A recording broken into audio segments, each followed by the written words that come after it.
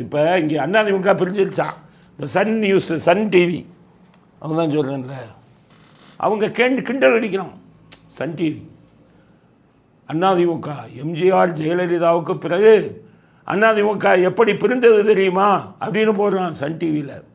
அது போடும்போது என்ன போடுறான், எம்ஜிஆர் ஜெயலலிதாவுக்கு அப்புறம் டிடிவி பிரிஞ்சாங்களாம், இப்போ சசிகலா பிரிஞ்சுட்டாங்களாம், தீபா பிரிஞ்சு ஒரு கட்சி ஆரம்பித்தாங்களாம், தீபா கணவர் ஒரு கட்சி ஆரம்பித்தாராம். தீபா கணவர் கட்சி ஆரம்பித்ததெல்லாம் சன் டிவிக்கு தான் தெரியும், வேறு யாருக்குமே தெரியாது.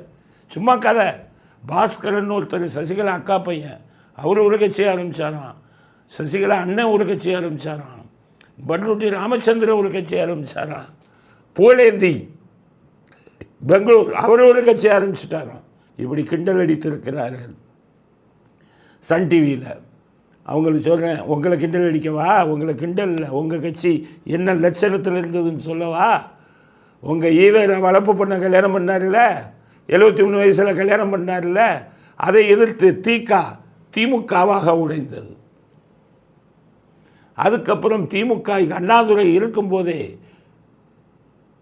சம்பத், ஈவிக்கு சம்பத், கண்ணதாசன் போன்றவர்கள் தனியாக பிரிந்து கட்சி ஆரம்பித்தாங்க.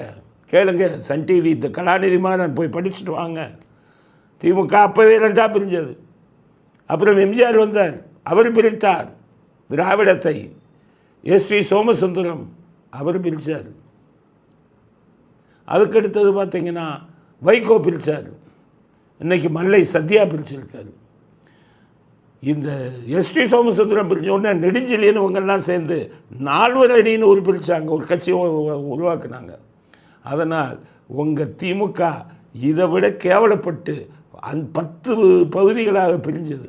அதிமுக ஒன்றும் 3-4 பேர் தான் பிரிஞ்சிருக்காங்க, வேறு ஒன்றும் உடைந்ததாக வரலாறு இல்லை அப்படிங்கிறது தான். பெங்களூர் புகழேந்தி எல்லாம் ஒரு கட்சி ஆரம்பிக்கிறாருன்னா அதை கணக்கில் எடுக்க முடியுமா? சசிகலா அண்ணன் ஏதோ பேரை பதிவு செஞ்சுருக்காரு, அது ஒரு கணக்கு எடுக்க முடியுமா? உங்கள் திராவிட சந்தி சிரித்தது தமிழ்நாடுக்கே தெரியணும். அதுக்காகத்தான் சொல்கிறேன், இளைஞர்களே புரிஞ்சுக்கங்க. சந்தி சிரித்தது இந்த திராவிட இயக்கம். ஈவேரால் ஆரம்பித்து வளர்ப்பு பண்ண ஆரம்பித்து அதுக்கப்புறம் வரிசையாக 8-10 துண்டுகளாக உடைந்தது தான் திமுக.